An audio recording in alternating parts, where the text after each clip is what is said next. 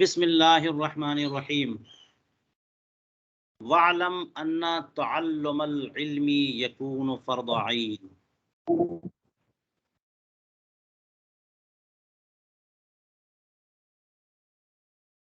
وَفَرْضَ كِفَایَةٍ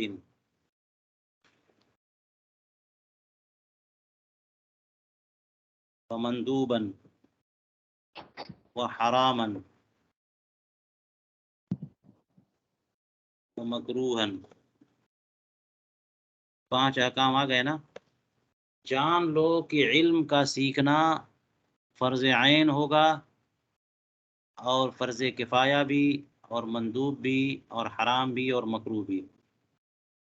یہ نہیں کہ سب علم جو ہے سیکھنا بہتر ہی بہتر ہے، بلکہ منع بھی ہو سکتا ہے اور ضروری بھی ہو سکتا ہے۔ تو علم کا سیکھنا ڈیپینڈ کرتا ہے کہ کس چیز کا سیکھنا، کون سا علم، یعنی دینی ضرورتیں جس پر موقوف ہوں ان کا سیکھنا تو فرض عین ہے۔ اسی لیے فرض عین کے بارے میں کہا وَهُوَ بِقَدْرِ مَا يَحْتَاجُ لِدِينِهِ، اپنے دین کے لیے جس قدر اسے ضرورت ہے اتنا سیکھنا تو فرض عین ہے۔ اللہ تبارک و تعالیٰ کی ذات و صفات، خاص طور سے صفات کے تعلق سے، اور محدثات کے حدوث کے تعلق سے سیکھنا، اور اسی طرح سے اعمال کا دار و مدار جتنے مسائل پر ہے، نماز کے شرائط و ارکان اور مفسدات، روزے کے شرائط و ارکان و مفسدات، یہی معاملہ زکوٰۃ اور حج۔ تو جو صاحب نصاب ہے اس کے لیے زکوٰۃ کے مسائل سیکھنا ضروری ہے۔ جو حج پہ جانا چاہتا ہے، حج فرض ہو گیا، اس کو حج کے مسائل سیکھنا ضروری ہے۔ تو جتنے مسائل ضروری ہیں ان کا سیکھنا فرض عین ہے، اور فرض عین کا مطلب ہر بندے پر فرض ہے۔ فرض کفایہ کہ اگر کوئی ایک شخص بھی کسی سوسائٹی کا سیکھ لیتا ہے تو سب سے ذمہ داری اتر گئی، ورنہ سب کے سب ذمہ دار ہوں گے۔ وہ کون سا علم ہے؟ ما زاد علیہ لنفع غیرہ، قدر احتیاج اور قدر حاجت سے زائد، کس لیے؟ دوسروں کو نفع پہنچانے کے لیے۔ آپ کو ضرورت نہیں ہے، آپ بزنس اور کاروبار نہیں کر رہے ہیں تو تجارت کے احکام سیکھنا آپ کے ذریعے ضروری نہیں ہے۔ آپ اپنا نماز روزے سے کام رکھتے ہیں اور آپ کا خرچہ چل رہا ہے، آپ کے والد جو ہے چلا رہے ہیں، یا بھائی خرچہ چلا رہے ہیں، تو اس طرح سے آپ کہ اب بیٹے خرچہ چلا رہے ہیں تو آپ کو تجارت کی ضرورت نہیں ہے، صنعت و حرفت کی ضرورت نہیں ہے، تو اس کے مسائل کی بھی ضرورت نہیں ہے۔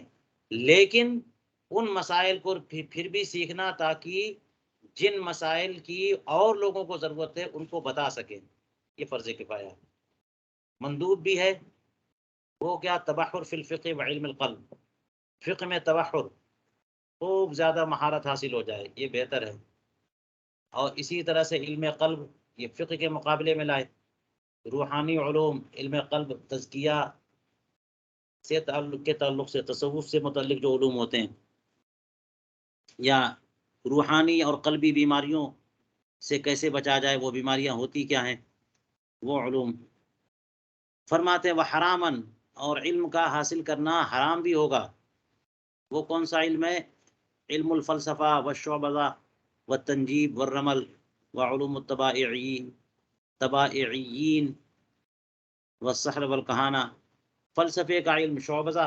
اب فلسفہ تو یہی نہ ہے جو یونانی فلسفہ کہا جاتا ہے، جس میں جو ہے وہ مختلف قسم کے نظریات پیش کیے جاتے ہیں، طبعیات سے متعلق بھی، فلکیات سے متعلق بھی، الہیات سے متعلق۔ تو الہیات سے متعلق بھی جو مسائل پیش کیے جاتے ہیں وہ فلسفی یونانی فلاسفہ اپنے انداز میں وہ طے کرتے ہیں، جن میں اللہ تعالیٰ کی بارگاہ میں بڑی جو ہے وہ خلاف واقع بات منسوب کر دی جاتی ہیں۔ اللہ تعالیٰ کو فاعل مختار نہیں مانتے، مادے کو قدیم مان لیتے ہیں، فلک کی حرکت کو قدیم مان لیتے ہیں۔ جی یہ سب حرام ہے، کیونکہ اس میں شرک شامل ہے، توحید کے خلاف لے جانے والے یہ علوم ہیں، اسی لیے فلسفی بڑا گمراہ ہوتا ہے۔ شعبذہ تو وہ ہے کہ جس کو شعبدہ بازی بھی کہتے ہیں، شعوذہ بھی کہتے ہیں، ہاتھ کی صفائی۔ اصل میں اس میں کوئی تبدیلی نہیں ہوتی، قلب ماہیت کچھ بھی نہیں ہے، لیکن نظر کا دھوکہ یا ہاتھ کی صفائی سے ذریعے کچھ کا کچھ دکھا دیا، یہ سب فن سیکھنا یہ دھوکے پر مشتمل ہے، یہ بھی حرام ہے۔ تنجیم یعنی جو فلکیات میں جو کواکب ہیں، چاہے وہ کواکب سائرہ ہوں یا ثابتہ ہوں، وہ اپنے اپنے منازل میں گردش کرتے ہیں، تو جو 12 منزلیں ہوتی ہیں، 12 برج ہیں، ان میں سے ہر برج کے 30 درجے ہوتے ہیں، تو کس برج میں کون سا سیارہ یا کون سا ستارہ موجود ہے اور پھر اس کا اثر کیا ہوگا، یہ سب بھی ایک تو ذائچہ نکالتے ہیں، اور ذائچے نکال کر کے پھر مسئلے بتاتے ہیں کہ اب جو ہے نا کساد بازاری ہوگی، حالات اچھے ہوں گے، خراب ہوں گے، فلاں بادشاہ بیٹھے گا، فلاں ضائع ہو جائے گا، موسم میں یہ تبدیلی ہوگی، یہ ہوگا وہ ہوگا، فلاں ڈے کا مستقبل کے معاملات طے کرنا۔ رمل، اور رمل جو ہے نا یہ بھی وہ لکیریں کھینچ کھینچ کر کے اور اس میں مختلف قسم کی شکلیں بنا بنا کر کے حروف کے کچھ مادے اور حروف ہجائیہ لکھے جاتے ہیں، اور پھر ان کے حساب سے ان کی ترتیب سے مستقبل کی خبریں طے کی جاتی ہیں، کیا ہوگا، ہے نا، کون کب مرے گا، وغیرہ وغیرہ، اس طرح سے۔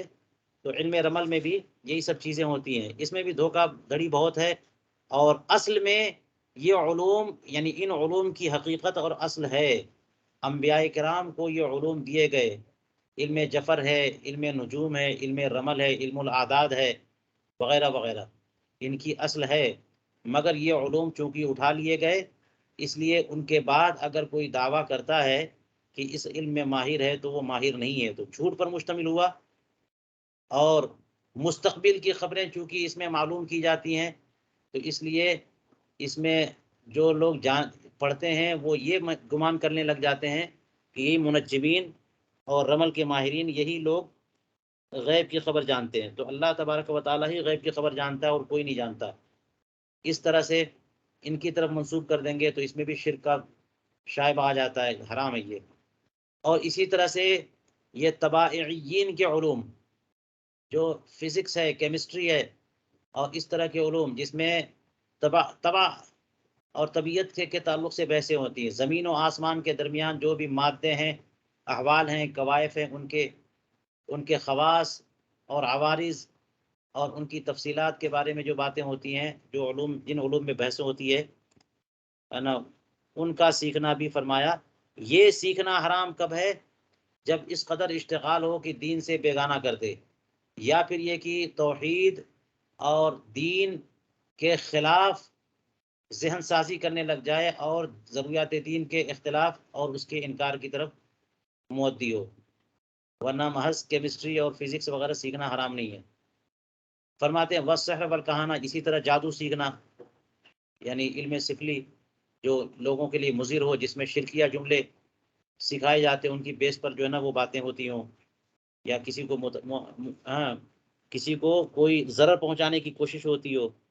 کہانت، جو لوگ جنوں سے رابطہ رکھنے کا دعویٰ کرتے ہیں کہ جن جو ہیں وہ عالم بالا سے ہمارے پاس خبریں لے کر آتے ہیں، جو ملائے اعلیٰ میں جو فیصلے تقسیم کیے جاتے ہیں فرشتوں کو، وہاں سے کچھ سن کر کے وہ لوگ لے کے آتے ہیں اور ہمیں وہ خبریں بتاتے ہیں، یہ ہوتے ہیں کاہن، اور یہ ہے کہانت۔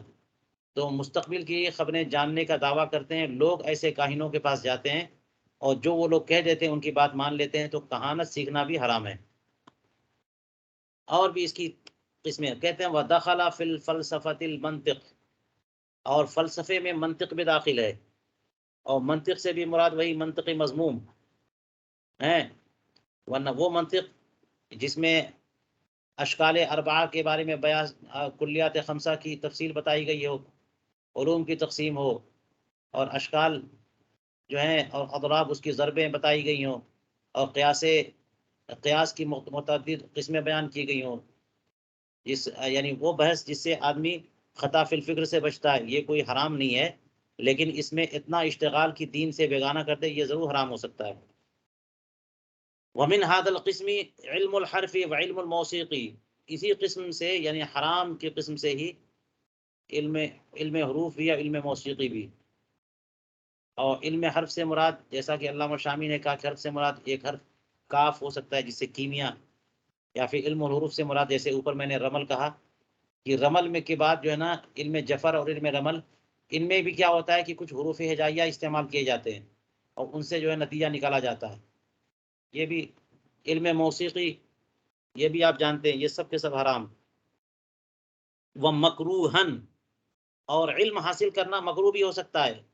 کون سا علم مکروہ ہے؟ وَهُوَ أَشْعَارُ المولدین. اشعار المولدین، یہ مولدین کون لوگ ہیں؟ من الغزل یہ تو بیان ہو گیا. مولدین اصل میں کہتے ہیں محدثین کو. یعنی آپ نے سنا ہوگا کہ حضور کریم علیہ الصلوۃ والسلام نے بھی دور جاہلیت کے شعراء کے زبان و بیان کی تعریف فرمائی ہے، اور فرمایا اشعار الجاہلیت دیوان العرب. اور جاہلی جو شعراء ہیں ان کے اسلوب کو اور جو کلمات وہ استعمال کر دیتے ہیں ان کو لوگ بطور استدلال پیش کرتے ہیں کہ دیکھیں یہ صریح اور یہ بلیغ جملہ ہے، اور اس کا استعمال اسی معنی میں، اور جس معنی میں وہ لوگ استعمال کرتے ہیں اسی معنی کا اعتبار بھی کیا جاتا ہے. تو وہ لوگ جو جاہلی شعراء ہیں یا رسول کریم علیہ الصلوۃ والسلام کے زمانے کے یا مخضرمین شعراء ہیں، ان کے مقابلے میں جو بعد والے شعراء ہیں ان کو مولدین کہتے ہیں. تو بعد کے شعراء کا کلام کا کوئی اعتبار نہیں ہے. وہ اگر غزلیہ اشعار کہیں یا بطالہ، یعنی وہ مجاہدین اور پہلوانوں اور زور آوروں اور سپاہیوں کی بہادری کے واقعات پر مشتمل اشعار کہیں، تو یہ سب جو ہے نا یہ کوئی بڑی بات نہیں ہے، یہ مکروہ ہے بلا وجہ کا، یہ ٹائم ضائع کرنا ہے. آپ ان کے اشعار کو سیکھ کر کے کون سے قرآن کے مفہوم کو طے کر سکتے ہیں؟ ان کے کلام میں کوئی زور نہیں ہے. وہ مباحن، اور علم سیکھنا مباح بھی ہو سکتا ہے، جیسے آج کل کے عصری علوم. فرماتے کہ اشعارہم التی لا یستخف فیہا، وہ اشعار ان مولدین کے جو غزل و بطالت کے قبیل سے نہیں ہیں، جن میں اکابر اور بزرگوں اور صحابہ اور تابعین اور اولیاء کرام کا استخفاف نہیں کیا گیا، ان کی شان میں گستاخی نہیں کی جاتی، ان کا مذاق نہیں اڑایا جاتا. عام جیسے اشعار ہیں، انقلابی اشعار ہیں، تو یہ مباح بھی ہے. قذافی فوائدہ شتہ من الاشباح والنظائر. پھر کہتے ہیں ثم فی نقلی مسئلۃ الرباعیات. یہاں پہ کچھ چھوٹا ہوا لگتا ہے.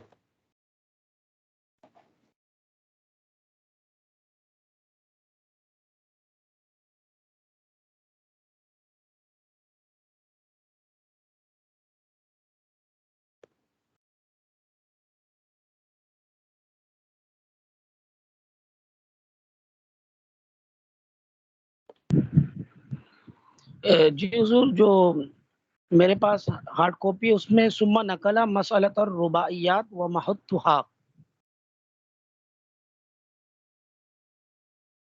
جی ایسے ہی ہونا چاہیے.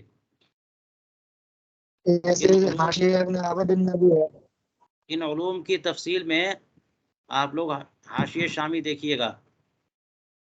جی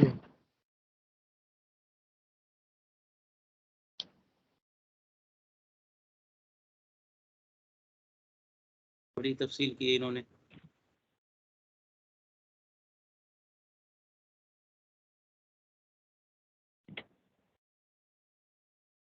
یہ ہے ثم نقل مسئلۃ الرباعیات و محطها. جی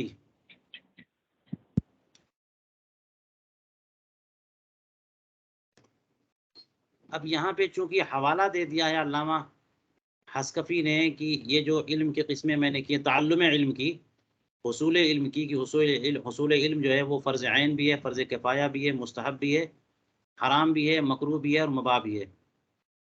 تو الاشباح والنظائر کا حوالہ دیا کہ علامہ زین ابن نجیم مصری نے الاشباح والنظائر میں اس کا ذکر کیا ہے. اور اس کے بعد علامہ زین ابن نجیم نے وہیں الاشباح والنظائر میں رباعیات والا مسئلہ نقل کر دیا ہے. ومحصلها یا محطها، اگر محط ہے تو اس کا مطلب اس کا حاصل، اس کا فائدہ کیا ہے؟ ان الفقہ هو ثمرۃ الحدیث. ولیس ثواب الفقیہ اقل من ثواب المحدث. چلیے، میں تلاش کر رہا تھا کہ مسئلہ رباعیات ہے کیا، تو الاشباہ والنظائر میں یہ مسئلہ انہوں نے لکھا ہے تیسرے فن میں، اور اتنے حصے کو میں نے کاپی کر لیا آپ کے لیے.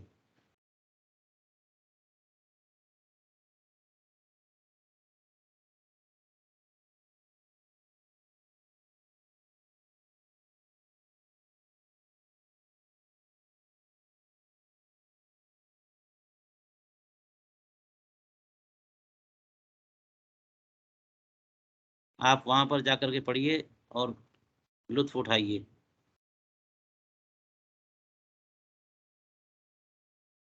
یہ ہے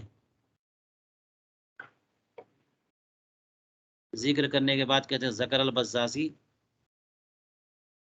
فی المناقب عن الامام بخاری. امام بخاری سے یعنی علم حدیث ذکر کرتے کی فضیلت ذکر کرتے ہوئے امام بخاری کا ایک قول نقل کیا ہے، بزازی نے نقل کیا مناقب میں. اس میں اتنا حصہ آپ لوگ دیکھیے گا.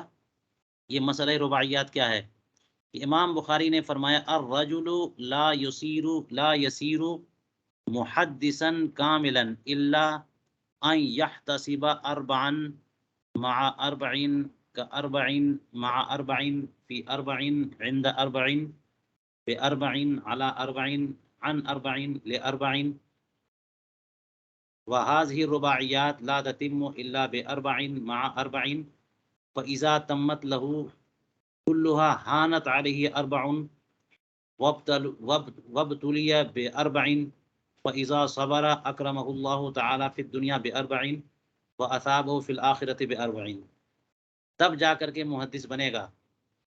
امام بخاری نے کہا کہ یہ چار چار چار چار والا مسئلہ ہے نا، ان چاروں کو ہر جہت سے، ہر لیول سے، ہر اعتبار سے آپ اس پر جو ہے نا التزام کرو گے، محنت کریں گے تو جا کر کے محدث کامل بن سکتے ہیں. لا یسیرو محدثا کاملا، مگر یہ کہ الا ان یحتسب، چار کا اہتمام کرے چار کے ساتھ، جیسے چار چار کے ساتھ ہوتے ہیں، چار میں چار کے ٹائم وقت، چار کے ذریعے چار پر، چار سے چار کے لیے. یہ کیا مراد ہے؟ یہ سب چار چار کہہ رہے ہیں جو، تو امل اولا سے یہاں مراد دیا ہے، بتایا محدث حضور کے اخبار، صحابہ کے اخبار، تابعین کے اخبار، تمام علماء کے اخبار. چار کے ساتھ اسماء رجال، کنیت رجال، امکنت رجال، ازمنہ رجال. چار کے ساتھ تحمید مال خطب، دعا، تسمیہ، تکبیر. چار کے ساتھ مستندات، مرسلات، موقوفات، مقطوعات. یہ چار چار دیکھ لیجیے گا یہ پیج. تو چار چار کے ساتھ جو نا اتنا دور تک جو چار چار کا معاملہ کرے گا وہ جا کے محدث بن پائے گا.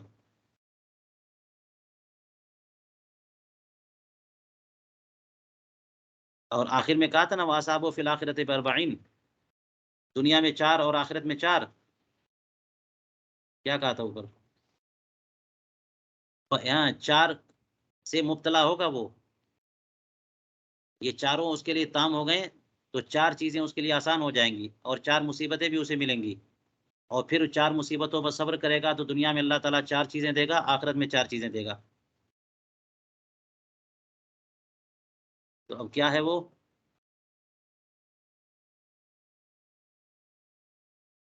اور یہ چاروں چیزیں کہا نا یہ مکمل نہیں ہوگا مگر چار کے ذریعے. بندہ کسب کرے، کتابت سیکھے، لغت سیکھے، صرف و نحو سیکھے، تو اللہ تعالیٰ اسے چار چیزیں دے گا. ہاں نہیں، چار چیزوں کے ساتھ صحت، قدرت، حرص اور حفظ تب جا کے ہوں گی.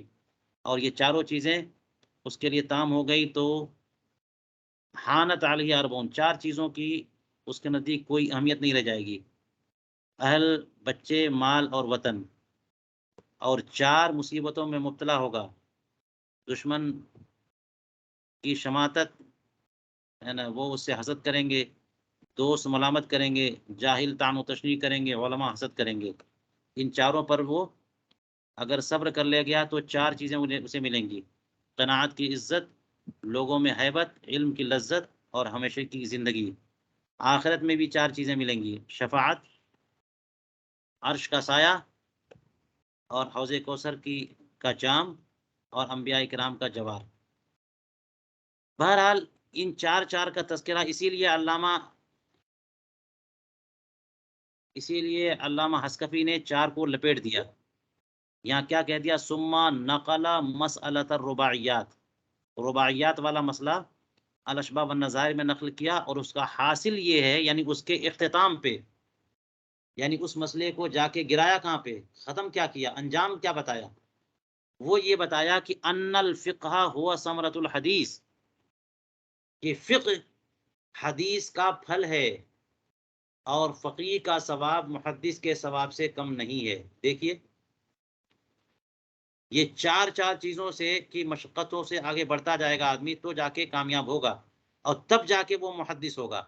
اور پھر کہتے ہیں کہ فَإِن لَمْ يُطِقْ احتمال هذه المشاق فعليه بالفقه الذي يمكنه تعلمه وهو في بيته قار ساكن لا يحتاج الى بعد اسفار وطی دیار ورکوب بحار۔ ان مشقتوں کو برداشت کرنے کی اگر اسے طاقت نہیں ہے تو پھر فقہ سے اشتغال کرے، وہ فقہ جس کو وہ گھر کے اندر بیٹھے بیٹھے بھی سیکھ سکتا ہے سکون کے ساتھ، اسے دور دراز کے سفر کی بھی ضرورت نہیں ہے، اور شہر کے شہر اور دیار کے دیار طے کرنے کی بھی ضرورت نہیں ہے، سمندروں کا سفر بھی نہیں چاہیے۔ وَهُوَ مَعَ ذَلِكَ ثَمرَةُ الْحَدِيثِ، اور اس کے باوجود فقہ جو ہے حدیث کا ثمر ہی تو ہے، حدیث ہی سے تو فقہ نکلی ہے۔ وَلَيْسَ ثواب الفقیہ وَعِزُّهُ اقل من ثواب المحدث وعزه، فقیہ کا ثواب اور فقیہ کی عزت اور وقار محدث کے ثواب اور محدث کی عزت و وقار سے کم نہیں ہے، یہ بتانا مقصود تھا۔ جی تو گویا کہ علامہ حسکفی نے اس بات کو، یعنی علوم کی جو تقسیم فرمائی ہے حکم کے اعتبار سے، وہ یہاں لے کر کے آئے کہ ان کو فقہ تک لے کے آنا ہے، تو فرمایا کہ فقہ جو ہے حدیث کا ثمر ہی تو ہے، اور فقیہ کا ثواب محدث کے ثواب سے کم نہیں ہے، اور اسی میں انہوں نے بیان کیا، یعنی الاشباح والنظائر میں ہی، کہ کل انسان غیر الانبیاء لا یعلم ما اراد اللہ تعالی لہ وبہ، ہر شخص، اب یہاں پر کل انسان کہہ کر کے لا یعلم ہے، تو اس کا معنی یہ ہوگا کوئی بھی شخص نہیں جانتا سوائے انبیاء کرام علیہ الصلوۃ والسلام کے، کوئی شخص نہیں جانتا کہ اللہ تبارک و تعالیٰ نے اس کے لیے اور اس کے ساتھ کیا ارادہ فرمایا، خیر کا ارادہ فرمایا یا شر کا، کون جنت میں جائے گا کون جہنم میں۔ انبیاء کرام کو پتا ہے، انبیاء کرام تو انبیاء کرام ہیں، معصوم ہیں، ان کو پتا ہے کہ اللہ تعالیٰ نے ان کے ساتھ خیر کا ارادہ فرمایا، لیکن ان کے علاوہ کسی کو پتا نہیں ہے، کسی انسان کو پتا نہیں ہے کہ اللہ تبارک و تعالیٰ نے اس کے ساتھ کیا ارادہ فرمایا۔ لِأَنَّ إِرَادَتَهُ تَعَالَى غیب، اس لیے کہ اللہ سبحانہ و تعالیٰ کی مرضی، اس کا منشا، اس کا ارادہ، جی یہ تو غیب ہے، اور کوئی غیب کیسے جان سکتا ہے؟ الا الفقہاء، سوائے فقہا کے، انبیاء کرام کے علاوہ فقہا ہیں کہ جن کے بارے میں کہا جا سکتا ہے کہ ان کو پتا ہے کہ اللہ تعالیٰ نے ان کے ساتھ کیا ارادہ فرمایا۔ فَإِنَّهُمْ عَلِمُوا إِرَادَتَهُ تَعَالَى بِهِمْ، یہ لوگ جانتے ہیں کہ اللہ تبارک و تعالیٰ کا ان کے ساتھ کیا ارادہ ہے، اور کیسے جانتے ہیں؟ اس لیے کہ صادق و مصدوق حضور کریم علیہ الصلوۃ والسلام کی حدیث پاک ہے کہ فرمایا من یرید اللہ بہ خیرا یفقہہ فی الدین، جو بھی اللہ، جس کے ساتھ بھی اللہ سبحانہ و تعالیٰ خیر کا ارادہ فرماتا ہے اسے دین کی سمجھ عطا فرماتا ہے، دین میں فقیہ بنا دیتا ہے۔ تو اب یہ دیکھیے جس انداز سے یہ اسلوب ہے، یہ بتا رہا ہے کہ دین کا فقیہ اگر کسی کو اللہ تعالیٰ نے بنایا، اس کا مطلب اللہ نے اس کے ساتھ خیر کا ارادہ فرمایا۔ تو اگر آپ لگ گئے دین کے مسائل سمجھنے میں، اور اسی میں مطالعے میں لگے میں، وہی اشتغال ہے، اور لوگوں کے مسائل حل کرتے ہیں، وہی دلچسپی کا سامان ہے، اسی میں زندگی گزر رہی ہے، اس کا مطلب یہ ہوا کہ اللہ تعالیٰ نے آپ کے ساتھ خیر کا ارادہ فرمایا۔ اسی میں یہ بھی لکھا ہے کل شیء یسأل عنہ العبد یوم القیامت الا العلم لأنہ طلب من نبیہ ان یطلب الزیادۃ منہ فقال تعالی وقل رب زدنی علما فکیف یسأل عنہ.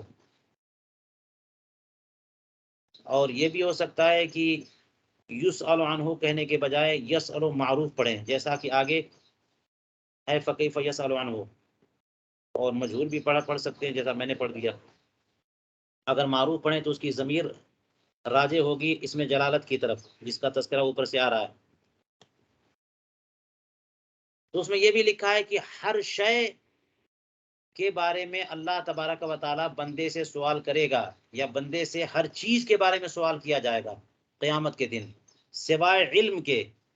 اس لیے یعنی اگر دولت زیادہ دے دی تو دولت کے بارے میں سوال ہوگا، عزت زیادہ دے دی، اقتدار زیادہ دے دیا، زمینیں زیادہ دے دی، تو سب کے بارے میں سوال ہوا کہ اتنا تمہیں ملا، کیا کیا تم نے. لیکن علم اگر کسی کو زیادہ دے دیا گیا تو اس کے بارے میں فرماتے ہیں اس کے بارے میں سوال نہیں ہوگا. کیوں؟ اس لیے کہ اللہ تبارک و تعالیٰ نے تو اپنے نبی صلی اللہ علیہ وسلم کو خود ہی حکم دیا کہ علم اور زیادہ طلب کرو، اور زیادہ حاصل کرو، اور زیادہ مانگو. حالانکہ دینا اللہ نے ہی ہے، اللہ سبحانہ و تعالیٰ ہی علم عطا فرمائے گا، مگر حضور کریم اسلام کو حکم دیا کہ وقل رب زدنی علما، تم یوں کہو کہ اے میرے پروردگار مجھے اور علم دے، اور علم دے. تو علم دیا اور فرمایا کہ کہو کہ اور علم دے، تو علم کی زیادت طلب کرنے کا حکم دیا گیا. تو جس کی زیادت طلب کرنے کا حکم دیا جائے وہ زائد اگر مل جائے تو سوال کیسے ہوگا؟ حکم تو خود ہی اللہ تعالیٰ نے دیا ہے. فکیف یسأل عنہ. اسی میں یہ بھی ہے کہ اذا سئلنا عن مذهبنا ومذهب مخالفنا قلنا وجوبا مذهبنا صواب يحتمل الخطأ ومذهب مخالفنا خطأ يحتمل الصواب.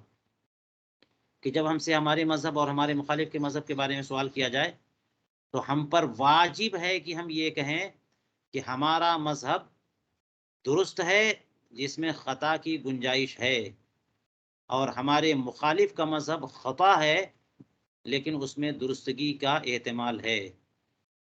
یہ تب جب کہ سوال مذہب کے بارے میں ہو، اور مذہب سے مراد دین نہیں ہے، مذہب سے مراد عقیدہ اور اصل نہیں ہے، بلکہ مذہب سے مراد فقہ، حکمت عملیہ فرعیہ.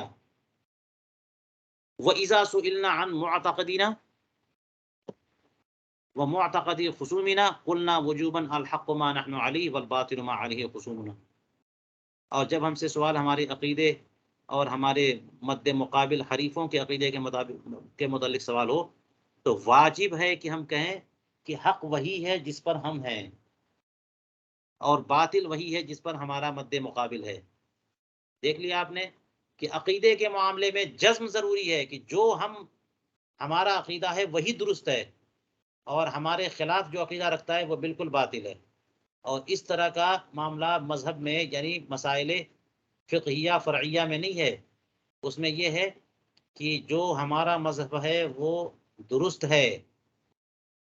ہاں گنجائش ہو سکتی ہے کیونکہ اجتہاد کے ذریعے ہمارا مذہب جو ہے مدون ہوا ہے، اور اس مذہب سے مراد وہی مسائل ہوں گے نا جو اختلاف ائمہ، جن میں ائمہ کرام کا اختلاف ہے، وہ مسائل نہیں ہوں گے جن میں کوئی اختلاف ہی نہیں ہے، سب اتفاقی ہیں. 5 ٹائم کی نماز ہے، 1 مہینے کا روزہ ہے، ہاں 1 بار حج ہے، وغیرہ وغیرہ.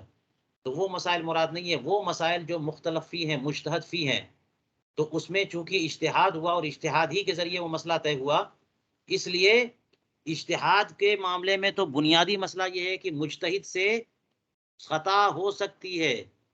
مجتہد جس نتیجے تک پہنچے وہ خود مانے کہ جو میں نے نتیجہ نکالا وہ درست ہے، لیکن اس میں خطا کی گنجائش ہے، اور ہمارا مد مقابل جس نتیجے تک پہنچا وہ غلط ہے لیکن ہو سکتا ہے وہ صحیح ہو. یہ کیوں ہو سکتا ہے والی بات کیوں؟ اس لیے کہ حدیث پاک سے یہ بات ثابت ہے کہ مجتہد جو ہے وہ اپنے اجتہاد میں غلطی کر سکتا ہے. ہر مجتہد اپنے اجتہاد میں غلطی کر سکتا ہے. تو جب غلطی کی گنجائش ہے تو جو نتیجہ نکالا اس میں بھی گنجائش ہے کہ وہ غلط ہو جی. لیکن ماننا یہ ہے کہ جو اس کا نتیجہ وہی صحیح ہے. اور وہی درست ہے اگرچہ اس میں گنجائش ہے خطا کی. فیہا، اس میں یہ بھی العلوم ثلاثۃ، علوم 3 طرح کے ہیں. علم نضج ومحترق وهو علم النحو والاصول وعلم لا نضج ولا احترق. فرمایا ایک علم تو وہ ہے جو پک گیا اور بالکل جل گیا. پک جانے کے بعد جل جانے کا مطلب یہ ہوا، ایک تو ہوتا ہے کہ کوئی جیسے دال چاول بنا رہے ہیں، گوشت بنا رہے ہیں، تو وہ گوشت گل گیا. اب گلنے کے بعد پھر بھونتے بھی تو ہیں، بھون کے اس میں لذت پیدا کرتے ہیں. تو جلنے سے مراد وہ ہے. جلنے سے مراد وہ نہیں ہے کہ جل کے بالکل راکھ ہو جائے، بیکار ہو جائے، اپنے اوجے کمال کو پہنچ جائے، تیار ہو جائے اور اوجے کمال کو پہنچ جائے. یہ مراد ہے نضجہ اور احترقہ سے. کچھ علوم وہ ہیں جو بالکل پک گئے اور جل گئے، یعنی اوجے کمال کو پہنچ گئے. وہ نہیں نضجہ، پک تو گیا لیکن یہ نفی ہے. محترقہ وہ جلا نہیں، یعنی اوجے کمال کو نہیں پہنچا. اس میں علم نحو ہے، علم اصول ہے. اور اصول سے مراد اصول فقہ ہو سکتا ہے، کیونکہ اس میں مزید کی گنجائش ہے. علم نحو میں بھی مزید کی گنجائش ہے، اس لیے نضجہ تو کہہ دیا لیکن محترقہ بھی کہا، اوجے کمال کو نہیں پہنچا. وعلم لا نضج ولا احترق، اور دوسرا وہ علم کہ نہ تو پکا اور نہ جلا، یعنی ابھی وہ کچا ہی ہے، اوجے کمال کو بھی نہیں پہنچا. جب کچا ہی ہے تو اوجے کمال کو کیا پہنچے گا؟ وہ علم بیان اور علم تفسیر ہے. کیا مدون ہو پائے گا؟ یہ بہت ساری اس میں صورتیں. علم تفسیر بھی کیا مدون ہو، لوگوں نے لکھا ہے لیکن ابھی سارے گنجائشیں موجود ہیں. قرآن پاک کی آیتوں میں کتنے علوم ظاہری ہیں، کتنے علوم باطنی، کون بیان کر پائے گا؟ تو کون کہہ سکتا ہے کہ تفسیر اور اس کے سارے اصول مدون ہو چکے ہیں، ساری چیزیں ہو چکی ہیں؟ تو نہ تو یہ پکا، نہ جلا، نہ اوجے کمال کو پہنچا. وعلم نضج واحترق، اور وہ علم بھی ہے تیسرا جو کہ پک بھی گیا اور جل بھی گیا، یعنی پورا علم مدون ہو گیا اور مدون ہو کر کے اوجے کمال کو پہنچ گیا کہ اب اس سے زیادہ اوپر جانے کی گنجائش نہیں ہے. وہ علم الحدیث والفقہ، یہ علم حدیث اور علم فقہ ہے. دیکھ رہے ہیں آپ یہ کیا کہہ رہے ہیں؟ علم حدیث میں اس سے زیادہ، اب علم حدیث کو اس سے زیادہ اوجے کمال تک کیسے پہنچایا جا سکتا کہ اس کے ماہرین ختم ہو گئے؟ اور آج کی ڈیٹ میں کوئی کہے کہ اس کے ماہرین پیدا ہو گئے، تو ماہرین وہی ہیں جو بخاری مسلم صحیح ستہ کو سمجھ لیں، متون یاد کر لیں، رجال میں کچھ مہارت پیدا کر لیں. ورنہ کہاں اس زمانے میں جو ہے یہ گنجائش ہے کہ ان عظیم محدثین سے حدیث سیکھ کر کے اپنی سند کو عالی کر لیا جائے، اور وہ جزم اور وہ یقین اور سند کی وہ قوت حاصل کر لی جائے جو ان تبع تابعین یا محدثین کو حاصل تھی، کہ وہ سفر کر کے اعلیٰ درجے کے شیخ تک حاصل کر کے اپنی سند کو عالی کر لیتے تھے اور اپنی حدیث میں جو ہے نا طمانینت حاصل کر لے. آج آپ کہاں سے ایسا محدث پائیں گے؟ جو بھی محدث آپ کو ملے گا 25 30 اور 40 تک وسائط ہوں گے، اور وسائط بڑھتے جائیں گے تو آپ کی سند کمزور ہوتی جائے گی. جی، تو اس لیے کہیں گے کہ علم جو ہے نا یہ پک بھی چکا اور اوجے کمال کو پہنچ گیا، اب آپ اس میں اضافہ نہیں کر سکتے. یہی معاملہ فقہ کا ہے. آپ جتنی بھی فقہ کی باتیں کریں گے، جو جس مقام و مرتبے تک فقہ پہنچ چکا، آپ اس سے آگے نہیں لے جا سکتے. اس کو انہی کو سمجھ لیں، یہی بہت ہے آپ کے لیے. اتنا سمجھ لینا بھی مشکل ہے. دیکھ لیا آپ نے علم حدیث اور علم فقہ کا مقام و مرتبہ. کہتے ہیں وقد قالوا، علماء فرماتے ہیں کہ الفقہ زرعہ عبداللہ ابن مسعود رضی اللہ عنہ، فقہ وہ فن ہے، وہ چیز ہے کہ سیدنا عبداللہ ابن مسعود رضی اللہ تعالیٰ عنہ نے اسے بویا. وسقاہ علقمہ، اور علقمہ نے اسے پانی دیا، سیراب کیا. وحصدہ ابراہیم النخعی، انہوں نے اسے کاٹا، اس کی فصل کاٹی. وداس و حماد، حضرت حماد ابن ابی سلیمان، انہوں نے اسے، داسہ کا معنی اصل میں چہلنا ہوتا ہے. یہ جو کیا نام ہے فصلیں کاٹی جاتی ہیں، گیہوں کی فصل ہے، دھان ہے، تو اس کو کاٹ کر کے لے جا کر کے ایک کھلی جگہ پہ رکھ دیتے ہیں. اس کے بعد جانور کے ذریعے یا مشین کے ذریعے، پہلے گھوڑے گدھوں کے ذریعے ہوتا تھا، اب تو مشین کے ذریعے اس کو چہل چہل کے دبا دبا کر کے اس کے خس و خاشاک سے دانے کو الگ کیا جاتا ہے. اگر چہلیں گے نہیں تو الگ ہوگا نہیں. اسی کو دیاس کہتے ہیں، داس یا دوسو. تو تو فرماتے ہیں حضرت حماد نے اسے چہل چہل کے الگ کیا، یعنی دانے الگ کیے، جو بھوسے سے دانے کو الگ کرنا، اور فرماتے ہیں کہ وہ طحنہ ابو حنیفہ، امام ابو حنیفہ نے اسے جو ہے وہ آٹا بنایا، پیسا، اور حضرت وعجنہ ابو یوسف، امام ابو یوسف نے اسے گوندھا، وخبزہ محمد، اور امام محمد بن حسن شیبانی نے اسے روٹی بنائی، فسائر الناس یاکلون من خبزہ، تو امام محمد نے جو روٹی بنا دی سارے کے سارے لوگ اسی سے کھا رہے ہیں۔ یہ سمجھانے کے لیے ایک اچھی مثال بیان کی ان عظیم بزرگوں کے کارنامے، تاکہ سمجھ میں آئے کہ فقہ ہم تک کیسے پہنچی۔ یعنی روٹی تیار ہو گئی، اب کیا آپ کریں گے؟ اب آپ روٹی کو پکائیں گے تو جلائیں گے، پکی ہوئی روٹی کو کیا پکانا، بس اس پکی ہوئی روٹی کو کھانا ہمارا کام ہے۔ فقہ جو ہے نا اپنے اوج کو پہنچ گیا، فقہ کا فن اور علم جو ہے اپنے عروج کو، اپنے کمال کو پہنچ چکا۔ اب ہمارا کام یہ ہے کہ ہم اس روٹی کو صحیح سے استعمال کریں اور صحیح سے آسودگی حاصل کریں۔ یہ ایک اچھے انداز میں انہوں نے بیان کیا، اور کہتے ہیں کہ بعض شاعروں نے تو اسے نظم کیا ہے اور یوں کہا ہے: الفقہ زرع ابن مسعود وعلقمۃ حصادہ ثم ابراہیم دواس۔ فقہ تو حضرت عبداللہ ابن مسعود کی کھیتی ہے، اور علقمہ ابن وقاص لیثی جو ہیں یہ اس کے کاٹنے والے، ابراہیم نقی اسے الگ الگ کرنے والے، اور نعمان یعنی حضرت نعمان ابن ثابت امام اعظم ابو حنیفہ یہ اسے پیسنے والے، آٹا بنانے والے، اور یعقوب یعنی امام ابو یوسف اس کو گوندنے والے، اور امام محمد اسے روٹی بنانے والے، یہ ہیں والآکل الناس، اور سارے کے سارے لوگ کھانے والے۔ جی تو اب دیکھیے اصل میں کیا ہے جو انہوں نے کہہ دیا الفقہ زرعہ عبداللہ ابن مسعود، حالانکہ اس میں دیکھیے گا ذرا فرق ہو گیا، فقہ کو حضرت عبداللہ ابن مسعود کی کھیتی کہا، اور علقمہ کو کھیتی کاٹنے والا کہا، حالانکہ علقمہ کو سیراب کرنے والا اور ابراہیم نقی کو فصل کاٹنے والا کہا، اور حضرت حماد کا یہاں پہ ذکر نہیں آیا۔ ٹھیک ہے، یہ حماد جو ہیں وہ کون ہیں؟ حضرت حماد ابن ابی سلمہ نہیں ہے، حماد امام ابو حنیفہ کے استاذ جو ہیں فقہ میں، حماد ابن ابی سلیمان۔ تو حضرت اس کو کہا نا کہ کھیتی جو کرتا ہے، جو بیج بوتا ہے، وہی تو اصل کھیتی کا سبب ہے، اسی نے تو شروع کیا۔